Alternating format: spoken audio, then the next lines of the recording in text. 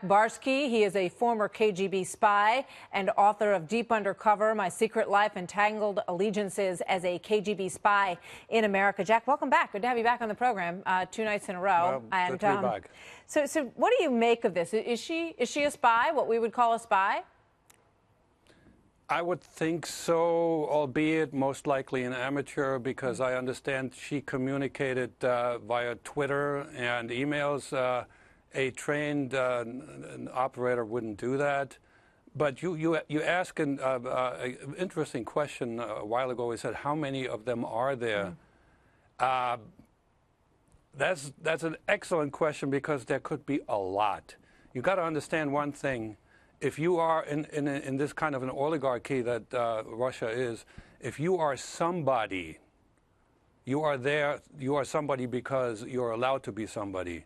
And if you're going to the United States, somebody will talk to you and try to help you that you can help them. So any contact with Russian nationals have to be suspect. And I am totally flabbergasted by the lack of understanding by some of our politicians that when you touch a Russian, you possibly touch Russian intelligence.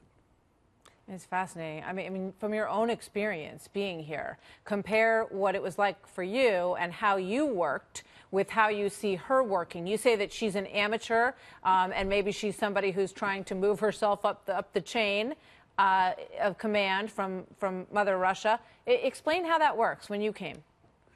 Well, let me tell you something. Calling her an amateur, I also have to compliment her, because she got a lot further than I, as a trained professional, got.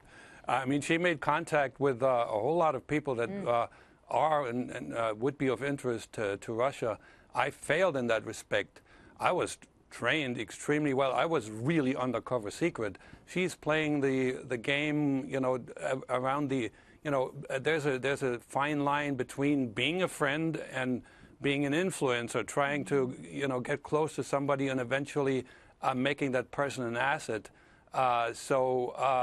That's the big difference. And I think the more people Russia can throw at this, and we have a pretty open border. We let people in, we let people study here and so forth, the more of a chance there's for success. So one of the things that they're investigating is whether or not she was using this gun advocacy group to funnel money through the NRA to, you know, then have the NRA use money to support the Trump campaign. What do you think of that theory? I think it's a bit of a stretch, however, and this comes right out of the old KGB playbook. We were taught, and I think this is real, that the best recruits are the ones, folks with strong convictions.